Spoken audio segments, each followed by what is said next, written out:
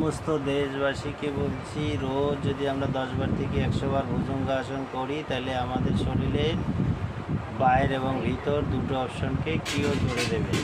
যেমন স্পন্ডোলাইসিস, সিলিডি, sciatica, arthritis, fatty liver, মোটাপা, সমস্ত কিছু মুক্ত করে দেবে। তাই ধীরে ধীরে আমরা রোজ 10 বার থেকে 100 বার, 100 বার থেকে 200 বার, 200 বার থেকে 300 বার, 300 বার থেকে 400 বার, 400 বার থেকে 500 বার অবধি অভ্যাস করব রোজ 2 টাইম, সকাল এবং সন্ধ্যা। ধীরে ধীরে আমরা অভ্যাস করলে আমাদের সমস্ত রকম স্পন্ডোলাইসিস, সিলিডি, সাইটিকা, আর্থ্রাইটিস, মোটাপা, pressure, sugar, ulcer, cancer, tumour, মানে শরীরে যত রকম ডিজিজ আছে সব ডিজিজগুলো আমাদের কিওর করে দেবে। কার মাধ্যমে? ভুজঙ্গা আসনের মাধ্যমে। কিন্তু আমাদের রোজ বাড়িয়ে করতে হবে।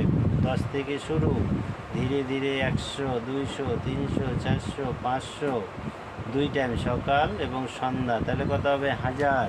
তাহলে 1000 যদি আমরা রোজ ভুজঙ্গাসন করি, আমাদের শরীরে কখনো ব্যাধি আক্রান্ত করবে না। আমরা ব্যাধি থেকে মুক্ত থাকবার এই ভুজঙ্গাসনের মাধ্যমে করতে পারবো।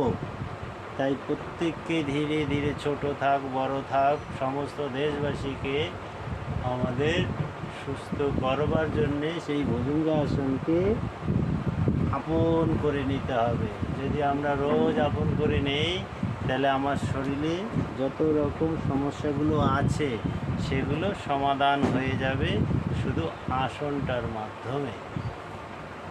তাই ধীরে ধীরে আমরা অভ্যাস করব।